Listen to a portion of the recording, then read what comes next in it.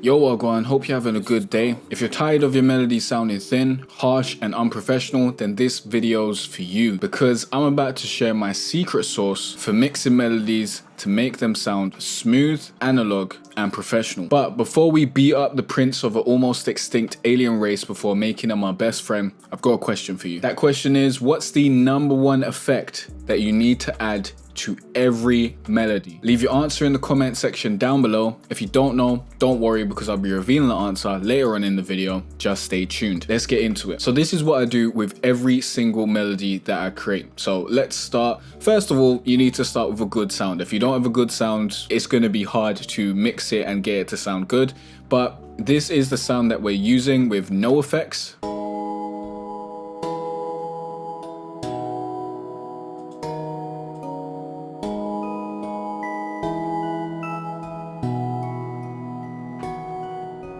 And then the first thing we want to do is add EQ. So let me turn on my effects. This is my pop trap loop mixing template. If we open up our first EQ, you can see that we've got a band pass here. What a band pass is it's an EQ that basically cuts off the low end and cuts off the high end. So what you want to do at this point, if you had like a new EQ, let's actually open up a new EQ and show you what we do. So let's get parametric EQ up here. You want to cut the high end to at least 4,000. Usually 4,000 is not enough. Let's actually change this type because we want this to be, let's do low pass. Actually, that's still not steep enough. Steep 8 low pass, there we go.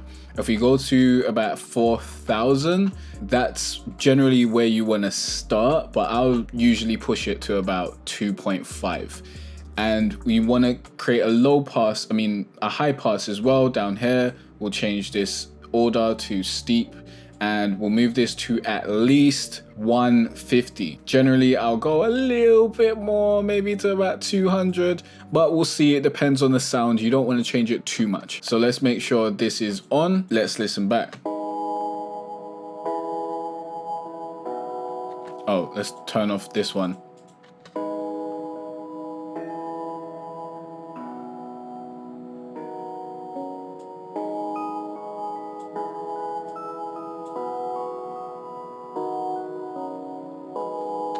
But of course, this isn't going to be our ending melody because we're going to pitch it down later on. So if we go back into this melody and actually bring it down an octave, then we'll actually hear more of what it's going to sound like later on. So let's bring this to about 2.5.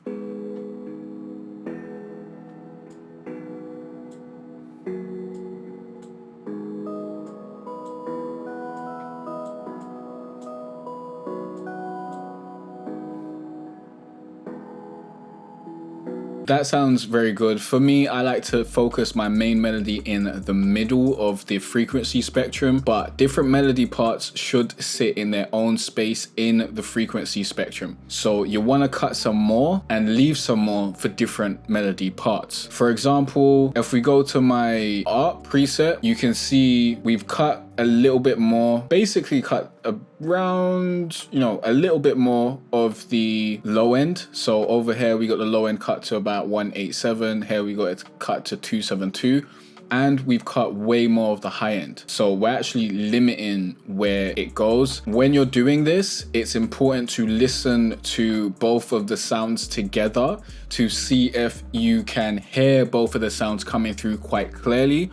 If you can't hear the sounds coming through quite clearly, then you may want to take away some of one of the sounds and add some on the other sound. For example, let's say this is our main melody and we want the chord art to come through more. What we could do is bring our high end a little bit more to the left so that we've got less high end on our main melody, and bring the high end on our chord art more to the right so that we got more high end on our chord art melody, and then that art will shine through more in the high end spaces and you'll be able to hear it in the mix more because it's not clashing with the same frequencies of the main melody. You can also create little dips in other places. For example, let's say that we wanted to use this and we wanted to create a dip around 1,000 hertz. then we could boost 1,000 hertz over here, or just leave it as it is,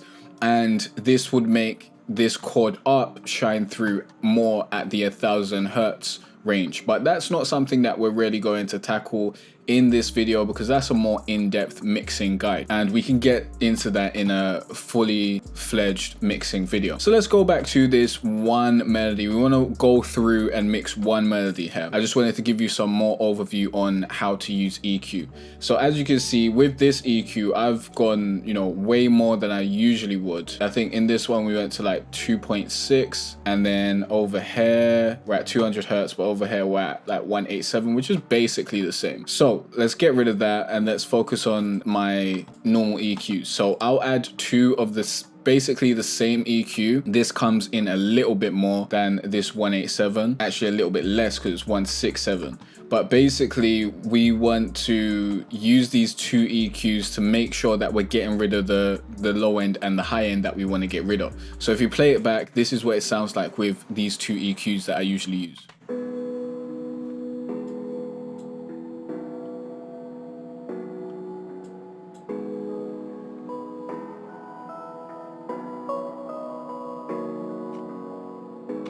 So what this does is it basically smooths out the sound. It gets rid of some of the super harshness in the high end, and it gets rid of any of the bass in the low end that would clash with our 808s, which is super important to get rid of so that our 808s really shine through and our kicks and our drums really shine through and hit very hard. You can also get my beat mixing template or my loop mixing template linked down below, which will have all the EQ setups already done for you across all the different types of melodies that you can add into your loop or into your beat, so that you don't have to figure them out yourself. Remember, link in the description. After we add this EQ, the next thing to do is to add RC20, or you can add Isotope Vinyl or Waves Retrofy. They all do similar things. I personally like to use RC20. These are my settings. Generally, you don't want to add too much. You only want to add a little bit and get some slight subtle effects on your sound. Subtlety is key here. You do not want to use these plugins to change the entire sound. That's really not what it's for. Keep it subtle. You want this to just make the sound a little bit more analog. So if you play it back, this is what it sounds like.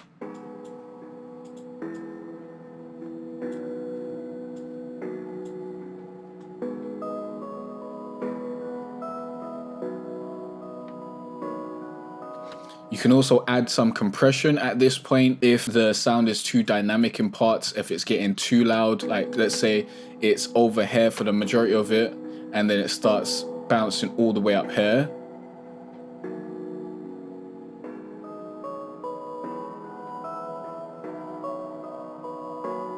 This actually would do well with a little bit of compression. So let's actually see where it was hitting beforehand.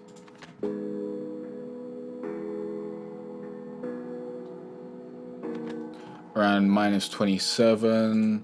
So let's compress that. We'll go over here.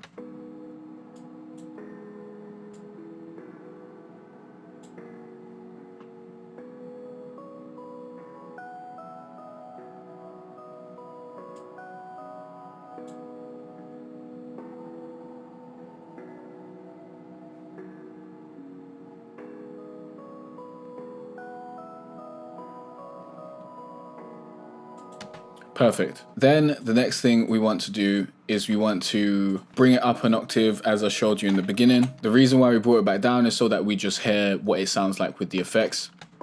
But we want it to be up before we move on to the next step, which is to bounce it down. So we'll select it over here, make sure it's in your playlist, press Ctrl-Alt-C, use these settings, bounce it down to a WAV, and the next step is when things start to get interesting. But before we get into that, if you want to learn how to make your own trap beats from scratch, you can use my easy 9-step trap beat making formula in my free course. All you need to do is click on the link in the description or go to jcarteray.com/free trap course. This free course will take you from making your melody all the way to mastering your beat, and it's absolutely free, so you got nothing to lose except for the opportunity to use this free course. It's not going to be free and available forever, so don't miss out. Link down below. Let's get back into it. Step number 4 is to pitch down our melody. So first we want to normalize, then we want to send it back to our mixer and get it back through our EQ, we want to make sure we turn off RC20 and the compressor because you don't want to do those twice.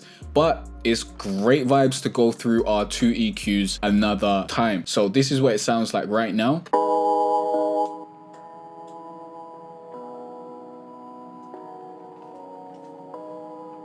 As you can hear, it sounds very, very harsh and not great because it's in a very high octave and it's really, really high end based. But if we pitch it down a whole octave and then we play it back, this is what it sounds like.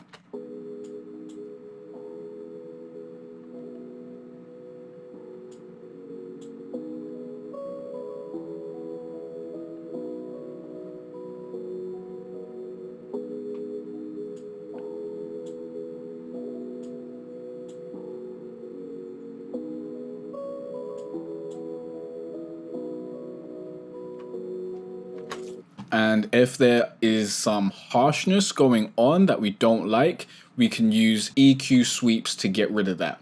So this is what we do. We'd go into an EQ, we'd listen, and we'd basically narrow the range on one of these points. So I'm scrolling down on my mouse wheel to narrow this range, and then we'll find where the main offenses are like this. That's very, very harsh. So we can just sweep that, find that, and then basically pull down so that we can get rid of that sound.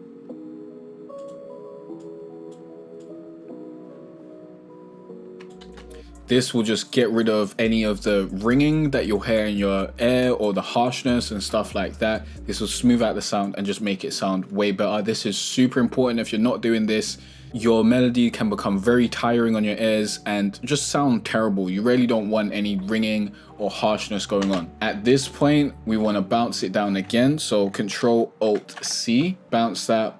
Then we'll send it back to the mixer, we'll turn off the effects and we'll normalize, set the declicker mode to generic bleeding and turn down the volume.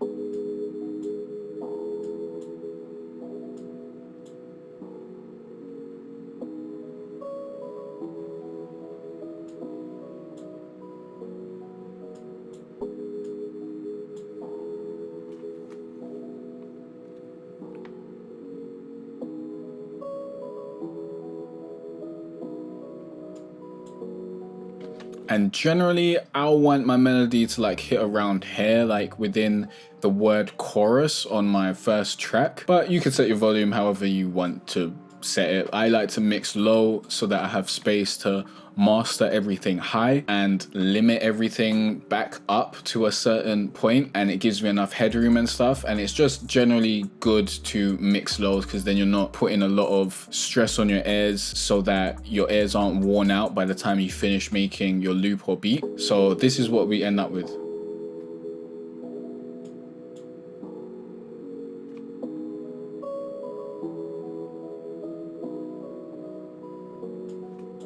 And this is what we started with.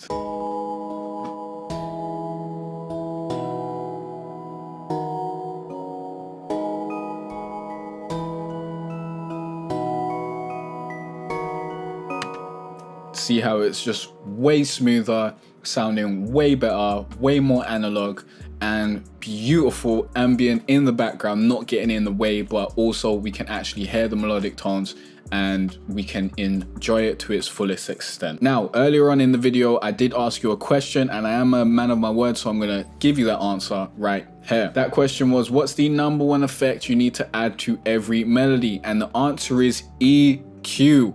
Without EQ, bruv, all your melodies are gonna clash with each other. your mix is going to sound extremely muddy. Your 808s will not hit through the way you want them to hit. EQ is the most important plugin out of everything. EQ's number one. EQ's my number one most needed plugin on pretty much everything, but especially Melodies. Learn how to use EQ and you will change your life. Now, if you got any questions or any other tutorials you want me to make, please let me know in the comment section down below. Check out that video next, and I'll see you in the next video. Peace out.